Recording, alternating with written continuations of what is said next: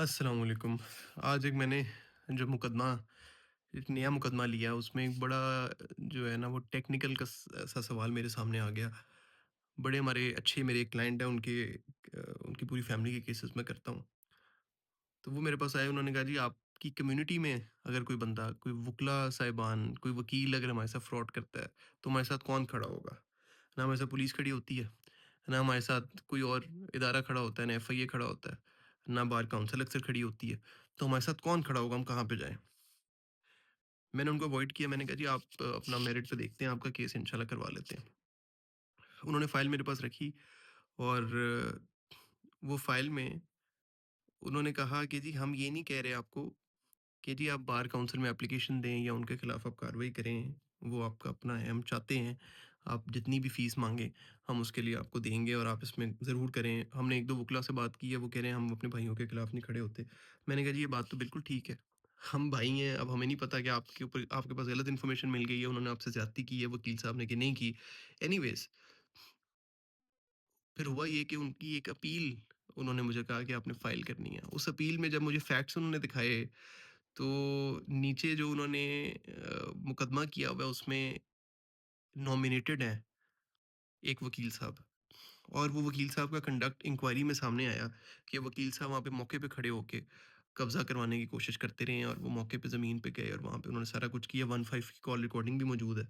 मैंने जब वो सब देखा तो मैंने कहा जी जो जुडिशियल प्रोसीडिंग्स है उसमें आपके जो एक्यूज़्ड हैं उनके साथ अगर वो वकील साहब साथ थे तो मैं जुडिशियल प्रोसीडिंग्स की हद तक मैं आपके साथ केस करूँगा। मैंने उनकी अपील फाइल की और वो अपील जो है वो कल लगी हुई है और उसमें जो है वो बड़ा नीचे से एक हमारे हक में फैसला हो गया उसके बाद ऊपर जो है वो सदर साहब ने जाके मैं आपको नाम नहीं लेता उन्होंने वो फैसला अगेंस्ट करवा लिया और उसमें जो हमारे फैसले के अगेंस्ट अपील थी वो उन्होंने मैं आपको थोड़ा सा अगर पढ़ के सिर्फ नाम मैं अगर यहाँ से छुपा लूँ ताकि किसी का नाम खराब ना हो। ये आप देखेंगे ये लिखा हुआ है सीनियर काउंसिल ये सीनियर काउंसिल हैं जी एक और हम इनको जानते भी हैं। उनके जो है वो कंडक्ट हमारे क्लाइंट तो ये कहते हैं कि क्रिमिनल सा कंडक्ट है। मैंने जो मुकदमे की तैयारी की है उसमें इस पॉइंट को साइड पे रखा कि वो वकील हैं कि नहीं है। सिर्फ़ इस पॉइंट को रखा कि जो हमारी कंप्लेनेंट की वर्ज़न है, जो पिटिशनर की वर्ज़न है, जो एपेलेंट की वर्ज़न है, वो वर्ज़न ठीक है कि नहीं है, उसमें एविडेंस सपोर्ट करता है। तो वो एविडेंस तो मुझे जो मिला है वो काफ़ी हद तक सपोर्ट करता है। तो मैं इसमें कल आर्गुमेंट्स करूँगा।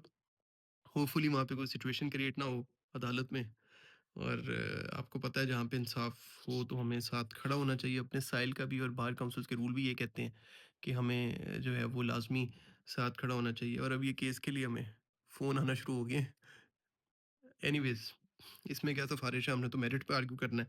बहरहाल उसमें ये लिखा हुआ है जी senior council of the present petitioner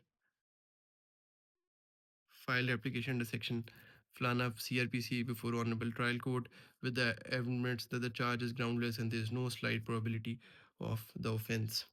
तो इन्होंने दखल प्रोसीडिंग्स थी basically is the result of legal proceeding दखल प्रोसीडिंग्स वो कहते हैं जी हम दखल प्रोसीडिंग्स के लिए गए थे ये कहते हैं जी वो प्रोसीडिंग्स तो 2 महीने पहले हो गई थी। दखल का मतलब है जो कब्ज़ा और वो सारा मामला करना होता है। तो एनीवेज ये जो है इसमें को काउंसल एक वकील साहब हैं और मैं उनके अगेंस्ट जो केस है उसमें बिल्कुल पेश हो रहा हूँ और मेरिट पे जो ग्राउंड्स हमारी सपोर्ट में है उस वर्जन को करता हुआ पहले अपने आप को मैंने सेटिस्फाई किया कि क्या इतना मवाद है कि इस अपील में आर्ग्यू किया जाए या उनसे जो है वो एक्सक्यूज़ कर लिया जाए।